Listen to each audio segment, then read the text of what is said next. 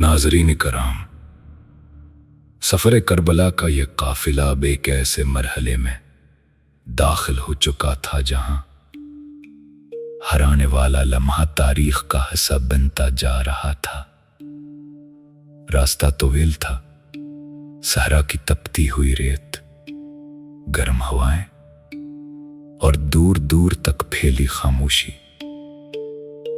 लेकिन इस खामोशी के पीछे हालात का एक तूफान छुपा हुआ था। हजरत इमाम हुसैन का काफिला अपने रब पर कामिल भरोसे के साथ आगे बढ़ रहा था।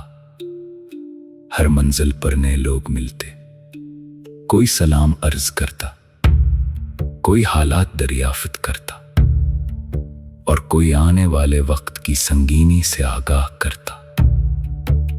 वक्त गुजरने के साथ खबरें मजीद वाज़ेह होने लगी।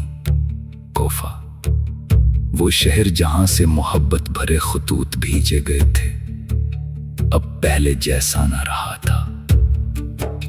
जिन लोगों ने हजरत इमाम हुसैन को आने की दावत दी थी, इनमें से बहुत से लोग खौफ, दबाव और सख्त हालात का सामना कर रहे थे।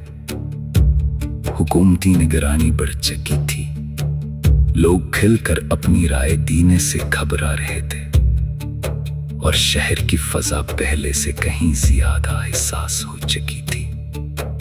नाज़रीन कराम, यही वो लम्हात होते हैं जब इंसान के इरादे का इम्तिहान लिया जाता है, जब आसान रास्ता और दरस्त रास्ता दोनों अलग अलग नजर आने लगते हैं।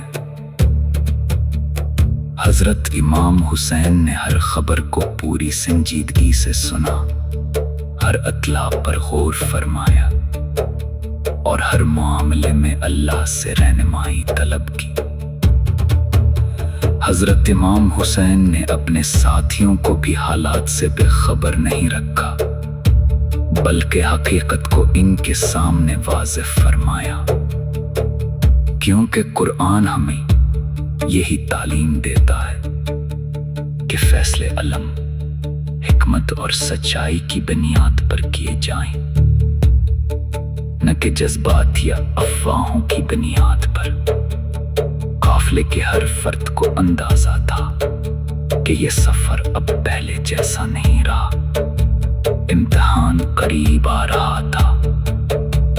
लेकिन हैरत की बात यह है कि न किसी के कदम डगमगाए और न किसी के हौसले कम हुए। ये वो लोग थे जिनकी निगाहें दुनिया की आसाइशों पर नहीं, बल्कि अल्लाह की रजा पर थीं। नाज़रीन कराम, तारीख हमें सिर्फ वाक़ात नहीं सुनाती, बल्कि किरदार भी सिखाती है। वाक़ाए करबला का हर लम्हा हमें याद दिलाता है कि सच्चाई का रास्ता हमेशा आसान नहीं होता। हक पर कायम रहने के लिए कभी कभी इंसान को अपनी हर महबूब चीज की कुर्बानी भी देनी पड़ती है।